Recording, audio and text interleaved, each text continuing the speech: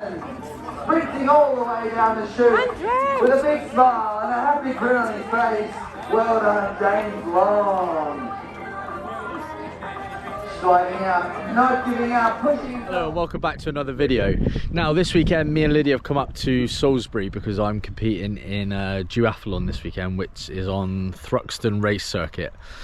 Now this is a qualifier to get into the GB team at age group level, and if you're successful at this, then you'll go on and compete in the World Championships, which is in April next year, and that is in Ibiza of all places. So we've just arrived up here now, and we're going to run through some transitions because I've just got these new cleats to go on the bike. I need to practice hopping on and doing some transitions, so we're just doing that at the moment. And I've never done this before, so this is going to be all brand new night before a race. So the idea behind this is basically you put an elastic band on the back of your cleat, you then clip this into here like such, and then tie this around here. So when you come to hop on the bike, you just your feet can just slide right in and then you're on. So it speeds up your transition times instead of actually stopping, putting your cleats on, then hopping on the bike. So it just speeds up that transition time. And at this sort of level, all the seconds count. So I'll take everything.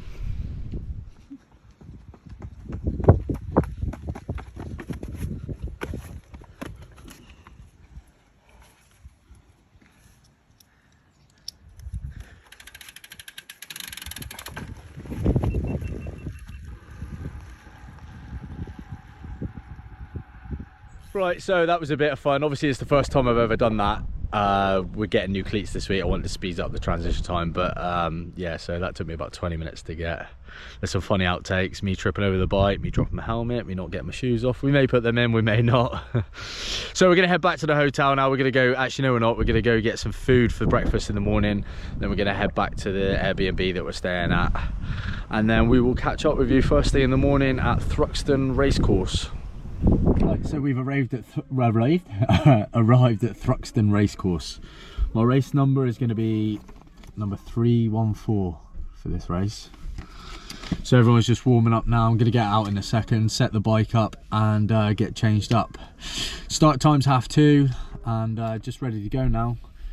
Ready to mix it with these boys, well hopefully mix it with these boys. I know the standard here is very high standard, world level, European level, so we're just going to take it as we go. I've got no expectations for this. I'm just going in, just going to give it my best shot and see what happens. Get ready. Go. Go, go, go, go, go, go, go! Let's do it, guys! On we go! Rapid, rapid, rapid! Fantastic work!